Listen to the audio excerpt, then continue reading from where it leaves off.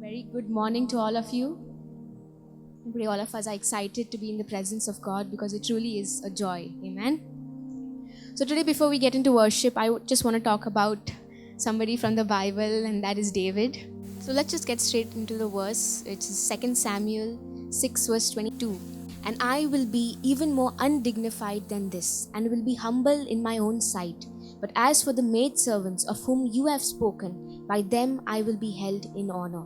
So this David spoke when after he just danced before the Lord throughout Jerusalem when the ark was coming back. And if you remember last Sunday as I spoke, when David did that, he rid himself of his status, of his pride, of everything. And if you look at David's life also, in his entire life, all he wanted to do was honor the Lord. His heart was after the Lord. David knew the value of God's presence. It was precious to him. And when he said that I will be even more undignified and will be humble in my own sight, he knew that compared to God's presence, he was nothing. Everything that he was because of the Lord. That's why everything he did, he sought to honor the Lord. You know, the wife that loved him so much made fun of him and said, see, you're living such a life to honor God and you're living all this, everyone's going to make fun of you. You made a ridicule of yourself in front of all your servants. But you see what David says, by your maid servants whom you have spoken, by them I will be held in honor. And now if you see 3,000 years later or whatever years later, when you look into the word, isn't David one of the most beloved characters of the Bible? After Jesus, obviously, he's one of the most beloved characters. He's my favorite character. So what does that tell us?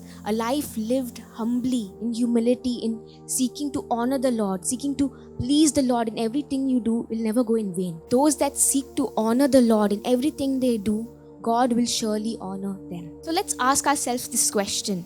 In our day-to-day life, do we seek to honor the Lord? Do we count His word? Do we count His presence, special, valuable? Because serving the Lord right now, just living for the Lord, sometimes it's really foolish, like how David said. Forgiving someone, being kind to someone, just letting go of everything, it's really foolish to the world. But I want to tell you, when you give your heart to the Lord and when you give Him your everything, He will honor you. Your worship is not in vain.